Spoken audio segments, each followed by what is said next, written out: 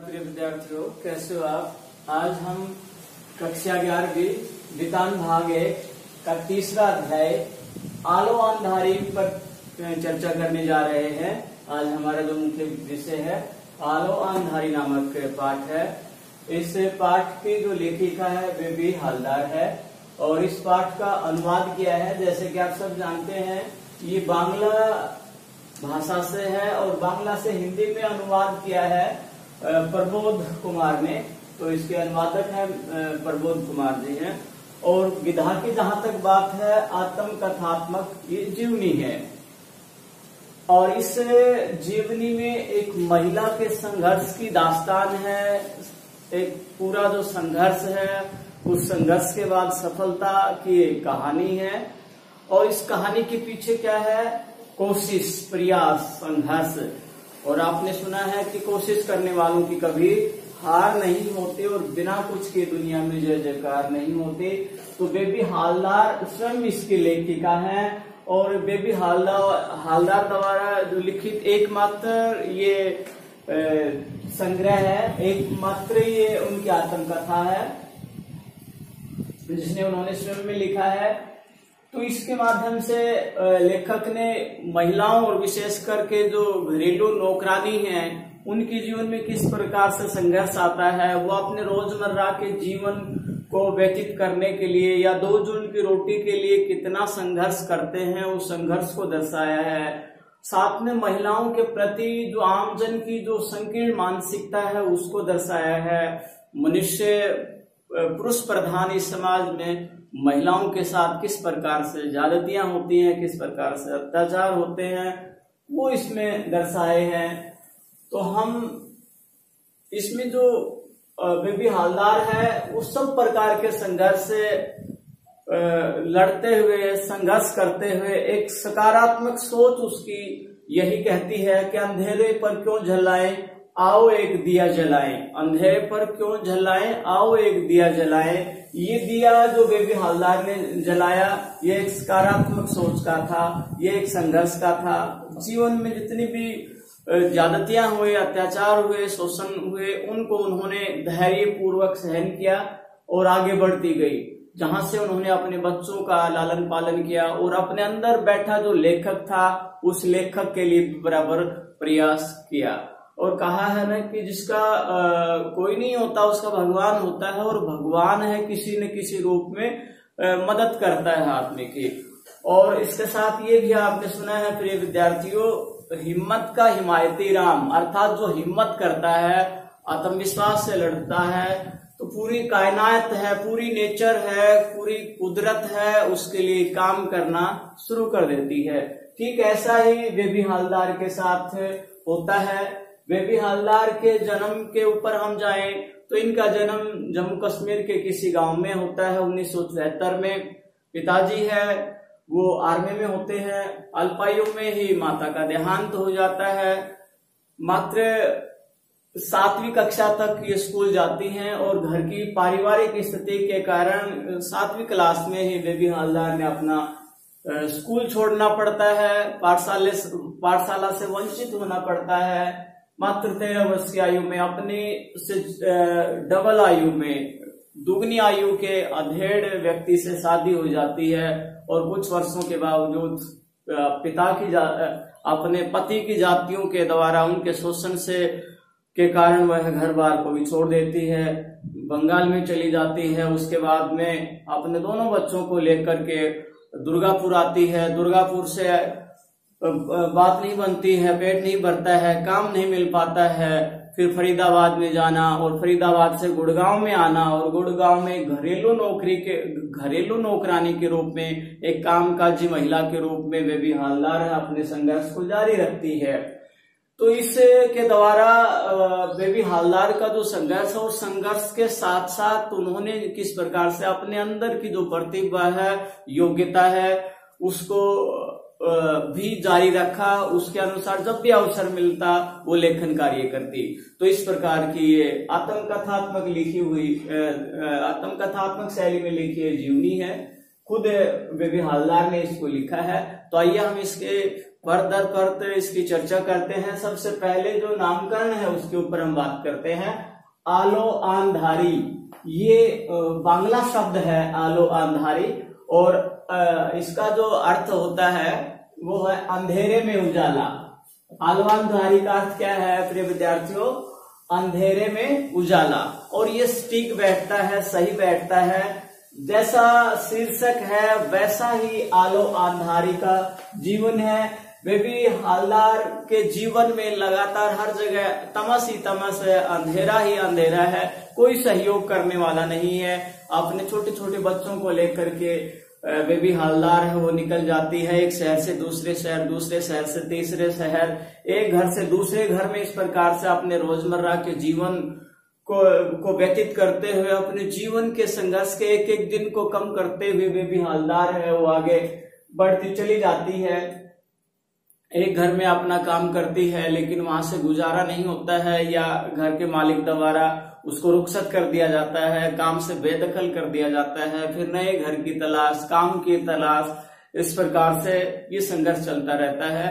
तो बेबी हालदार एक घर में काम करने के बाद दूसरे घर में जाती है, वहां काम नहीं मिलता है, और किराए के मकान पर रहना, तो सोच सकते हो प्रिय विद्यार्थियों कि एक तो अपना पेट भरना, बच्चों का पेट भरना, बच्चों की शिक्षा दीक्षा का कार्य, और दूसरा किराए के मकान का किराया आदि चुकाना, ये रोज का उनका चिंतन रहता था, चिंता रहती थी कि कोई अगर काम नहीं मिलेगा तो मकान का किराया कैसे होगा, हमारा पेट कैसे भरेगा, बच्चों की शिक्षा दीक्षा का पालन पोषण का ये काम कैसे होगा, क्योंकि अकेली महिला को इस प्रकार से सोचना पड़ता है। तो बेबी हालदार है उसके जीवन में भी ऐसे ही घटता है।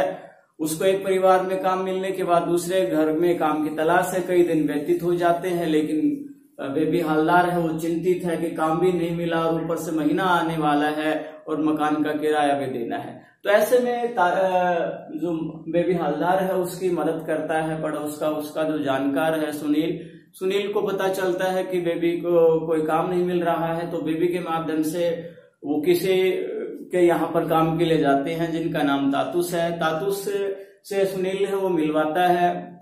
तातुस उनसे चर्चा करते हैं कि आपको क्या क्या काम करना आता है, आपको रोटी वगैरह, वो सारी चीजें पूछती हैं। उसके बाद में महीने की जो पगार है, वेतन है, उसके बारे में चर्चा होती है। अगले दिन जैसे तैसे करके बेबी हालदार है तातुस के यहाँ पर काम पर आ जाती हैं। लेकिन क्या देखते हैं कि उससे पहले एक महिला है उसको काम से हटा दिया जाता है और वो बेबी हालदार को गाली गलौज करते हुए निकल जाती है। वो भी बेबी हालदार उनको समझाती है कि मेरा इसमें कोई दोष नहीं है, अगर आप चाहती हो यहाँ काम करना है तो आप आराम से काम कर सकते हैं। तो इस प्रकार से वहां पर काम पर लग जाती है और धीरे धीरे एक परिवार के हिस्से के रूप में, तातुस के परिवार के रूप में अपने काम से उनका दिल जीतती है। तातुस भी हर प्रकार से उनकी मदद करता है और उसके काम से खुश होकर के तातुस उसे कहता है कि मुझे मालिक की नजर से नहीं, आप मुझे एक पिता की दृष्टि से देख सकते हो। तो ऐसे ऐसे उसका मन लग जाता है। तातुस हर प्रकार से बेबी हालदार की मदद करता है, सहयोग करता है, बच्चों के बारे में पूछता है, बच्चों के साथ साथ वो कौन से मकान में रहती है, वो सारी चिंता है तातुस करने लग जाती है। और एक प्रकार से ये लगता है कि बेबी हालदार के जीवन में खुशहाली आती है। लेकिन साथ ही जो आसपास की जो महिलाएं हैं जिस पड़ोस में रहती है, तो वो तरह तरह के प्रश्न बेबी हालदार से करते हैं कि आपका पति कहाँ है, आप अकेली कैसे जाती हो, आपके साथ ये हो जाएगा वो हो जाएगा। और आने जाने के संबंध में जो संकीर्ण मानसिकता के जो पुरुष है उनके द्वारा छीटा कसी करना, उसको तरह तरह से टॉर्चर करना, शोषण करने की जो कहानी है वो लगातार चलती रहती है। लेकिन जैसे तैसे करके तातुस उसकी हर प्रकार से मदद करता है, वो काम को भी बढ़ाती है और काम निकालने के बाद अपने जीवन को संवारने का प्रयास करती है।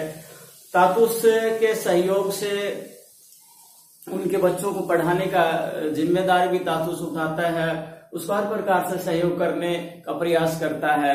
और इस प्रयास में सबसे बड़ा जो प्रयास है तातुस का, उसको लिखने के लिए प्रेरित करते हैं। लिखने की जब बात आती है, तातुस उससे पूछता है कि आपने क्या क्या पढ़ा है। तो बेबी हालदार अपने अंदर की जो इच्छा है उसको बताती है कि मैंने रविंद्रनाथ टैगोर को पढ़ा है, आशापूर्णा देवी है उनको पढ़ा है, बड़े बड़े जो लेखक हुए हैं उनके बारे में बताते हैं। तो तातुस खुश हो जाता है और उससे प्रतिदिन लिखने के लिए प्रेरित करता है। और तब उसका अंदर का जो लेखक है वो जाग जाता है, अपना समय बचा करके लिखना शुरू करती हैं, धीरे धीरे लिखने में रुचि बनती है, पत्र लिखना शुरू कर देती है। और तातुस का जो परिवार, तातुस का जो बड़ा लड़का दिल्ली में रहता है, उसके पास पत्र लिखती है और धीरे धीरे उसको एक नई जिंदगी बेबी हवलदार को मिलने लग जाती है। और उसे वो समय याद आता है जो जेठू, जेठू का अर्थ होता है जो पति का जो बड़ा भाई है उसको जेठू कहते हैं, कि जेठू का वो दिन याद आता है जब उनका अपना परिवार होता था। तो लिखती थी तो जेठू उन्हें अक्सर प्रेरित करते थे कि तुम एक दिन आशापूर्णा देवी बनोगी। आशापूर्णा देवी प्रिय विद्यार्थियों बंगाल की सुप्रसिद्ध लेखिका रही हैं। तो वो इस प्रकार से उनको प्रेरित करते थे जेठू कि तुम एक बड़ी लेखिका के रूप में प्रसिद्ध होगी। और वो दिन भी अब बेबी हवलदार को याद आने लगते हैं, धीरे धीरे वो लिखना शुरू कर देती हैं। लिखते लिखते उसका और ज्यादा रुचि बन जाती है और उसके जीवन में एकदम परिवर्तन आता है और ऐसे आप उसका जो जीवन है वो सरल होने लग जाता है। तातुस के रूप में उनको एक बड़ा मददगार के रूप में, चाहे एक पिता के रूप में या एक मार्गदर्शक के रूप में तातुस उनको मिल जाता है। और कहते हैं कि जिसका कोई नहीं होता उसका भगवान होता है। भगवान के रूप में तातुस उसकी मदद करता है।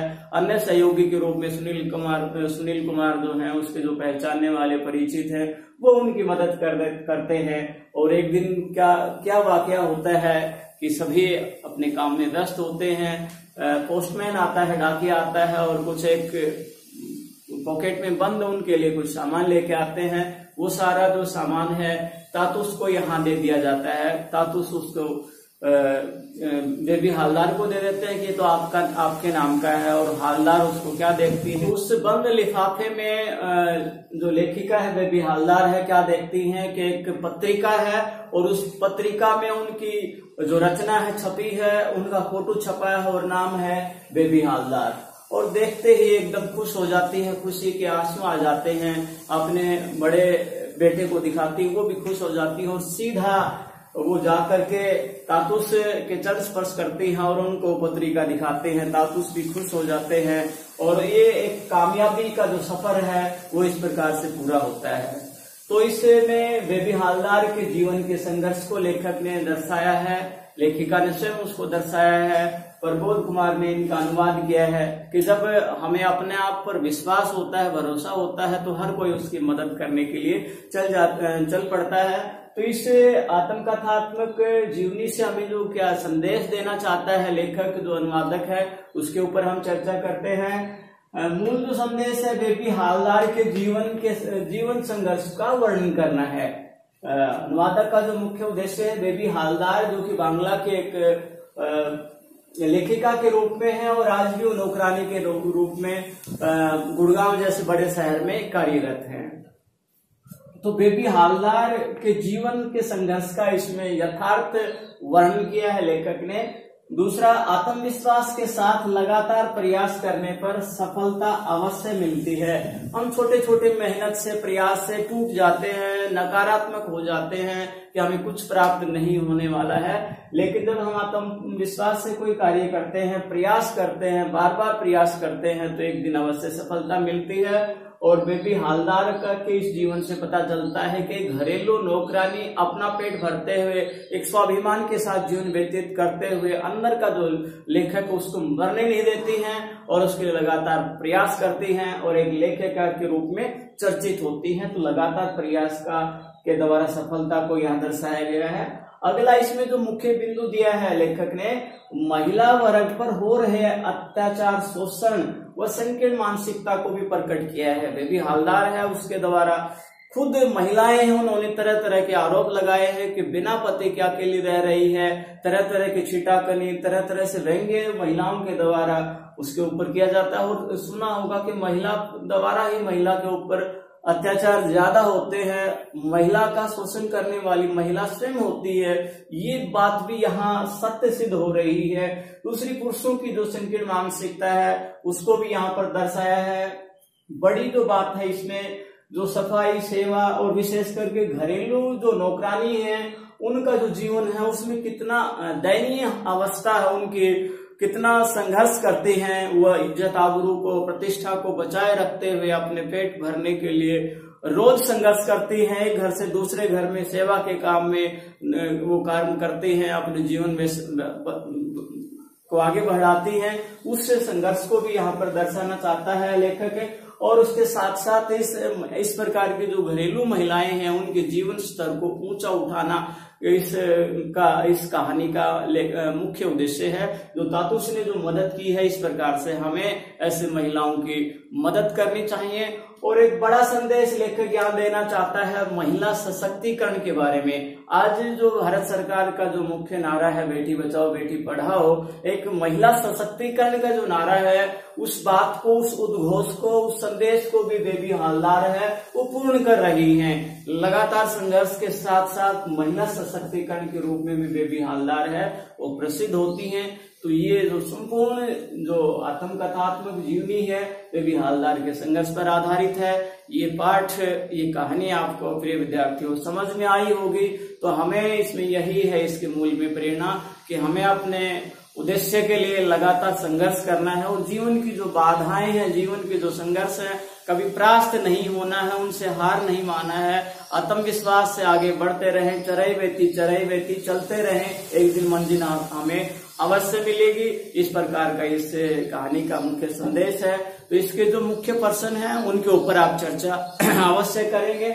मुख्य पर्सन यही है कि बेबी हालदार का जो जीवन है उसमें संघर्ष कहाँ से शुरू होता है, कितनी वर्ष की आयु में शादी होती है, कितने बच्चे हैं, उनकी मदद के लिए आगे कौन आता है और कौन से शहर में बेबी हालदार ने अपना नौकरानी के रूप में काम किया और कौन सी पत्रिका में इनका जो है जो कहानी हो छपती है पहली बार, कैसे आती है और कैसा वो अनुभव करती है। इस प्रकार के बड़े जो पर्सन हैं वो बनेंगे जिनको आप अपनी नोटबुक में अभ्यास पुस्तिका में लिखेंगे। और मूल रूप से बेबी हालदार का जो चरित्र है उसके ऊपर आप एक अलग से पर्सन बना सकते हैं। तातुस के ऊपर भी आप एक बड़ा पर्सन इसमें बना सकते हैं।